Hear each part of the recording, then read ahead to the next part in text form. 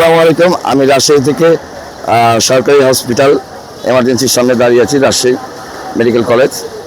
বন্ধুরা, আপনারা জানেন যে এখানে যারা আসে তারা খুবই নিম্ন পর্যায়ের লোক, যাদের আয় রোজগার খুবই কম। সেই কারণে এই প্রতিষ্ঠানটা সরকারি বলে ওরা আসে।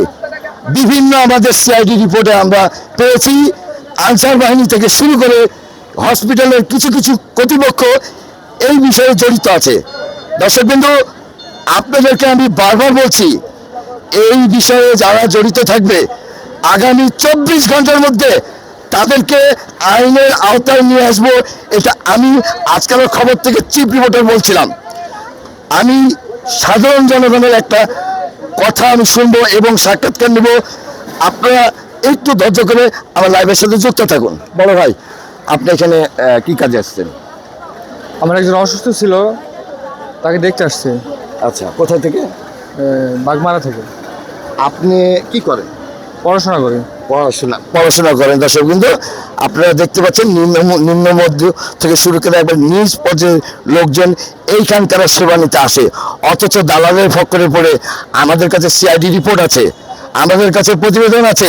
এই আনসার বাহিনী যারা আছে তারা এর মধ্যে জড়িত, এবং হসপিটালের কিছু কতিপয় আছে যারা এই সঙ্গে জড়িত, যারা মাস্টারগুলো না পারমানেন্ট যারা চাকরি করে তাদের সাথে দালাল চক্রের একটি সংযুক্ত আছে। এবং রিপোর্ট থেকে শুরু করে প্রত্যেকটা জিনিস এই রাজশাহী হসপিটালে সরকার দিয়ে রেখেছে। কাদের জন্য দিয়ে রেখেছে? দালালদের জন্য। তা না। দর্শক বন্ধু, আমি আরেকজনের সাক্ষাৎকার নেব। সেই যদি বলে আমার রায়টা ভুল, অবশ্যই আপনারা কমান্ডে বলবেন। আপনি হসপিটালের কি আছে? হসপিটাল চিকিৎসা করতে আসছে কে? একটু বলুন, আমাদেরকে সহযোগিতা করুন। আমাদেরকে সহযোগিতা না করলে আপনারা কিন্তু ভালো একটা ট্রিটমেন্ট পাবেন না। আমরা কিন্তু এমনি আসিনি, আমরা খবরে এসেছি। কে এসছে? বড় ভাই, কেউ এখানে ট্রিটমেন্টের রুগী আছে? কারো? হ্যাঁ, বড় ভাই একটু দয়া করে আমাকে হেল্প করেন। কোথায় থেকে আসছেন আপনি? আমার বাসা গোদাগাড়ি থানায়। হ্যাঁ। আপনি কি করেন? আমি একটা মসজিদের ইমাম। আচ্ছা, আপনি এখানে কাকে ভর্তি করেছেন? আমার 11 মাসের পেশেন্ট আছে, বাচ্চা ছেলে। আচ্ছা, সম্পূর্ণ টেস্ট কিংবা সম্পূর্ণ কিছু কি এখান থেকে ডাক্তার করিয়েছে না বাইরে থেকে আপনাকে করিয়েছে? না, টেস্টগুলো এখান থেকে হলেও আলহামদুলিল্লাহ, বাট ওই মেডিসিনগুলো যেমন এখন আমি একটা কিনতে যাচ্ছি, অনেক মেডিসিনই আমাদেরকে বাইরে থেকে কিনতে হয়। দর্শকবৃন্দ, দেখতেই পেলেন, ইনি আমার ভাই না, ইনি আমার আত্মীয় স্বজন না, কেউ না, অথচ তার উক্তি শুনলেন সে একজন ইমাম।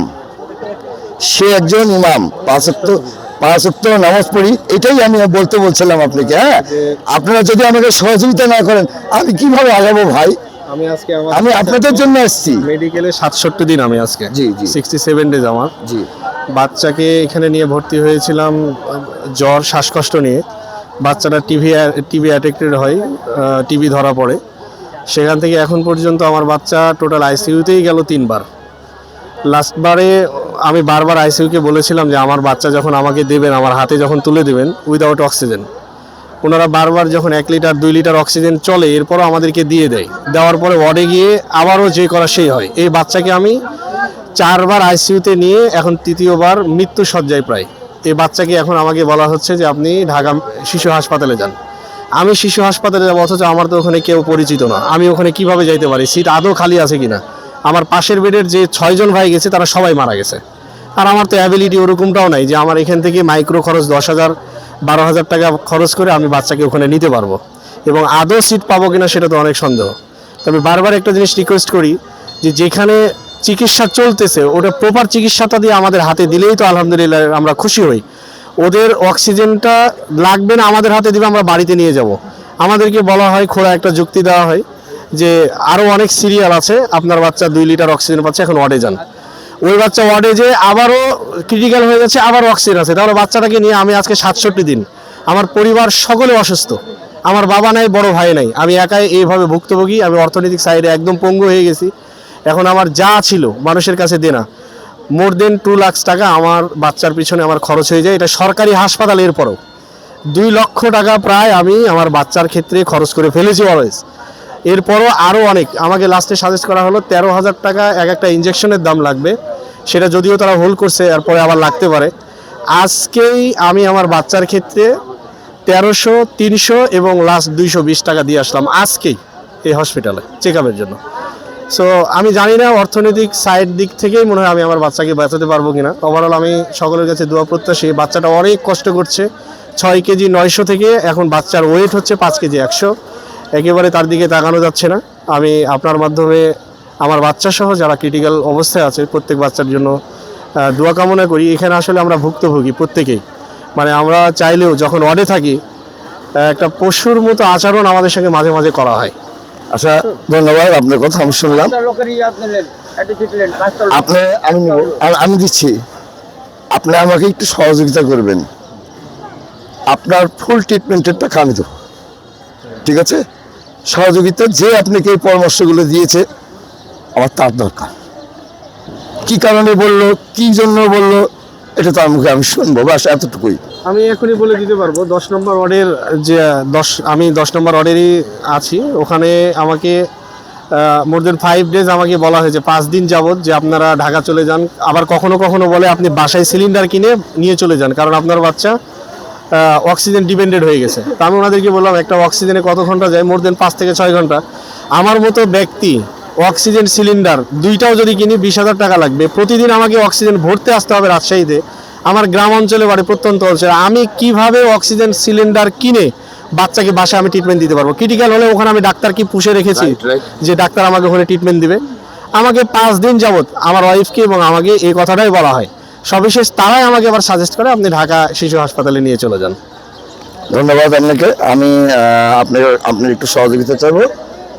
আপনি আমাকে একটু নিয়ে যে দেখাবেন কোন ব্যক্তিটা আপনাকে এই মানে পরামর্শটা দিয়েছে। ওনারা তো 10 পর্যন্ত থাকে সকালে, এখন তো ওনারা নাই, রাউন্ডের ডাক্তারগুলো থাকেন। আমি তারপরেও যাব, অবশ্যই যাব, আমার কর্তব্য আমি পালন করব। এটা যদি আমার জান চলে যায় যাবে। আমি স্থানীয়। হ্যাঁ।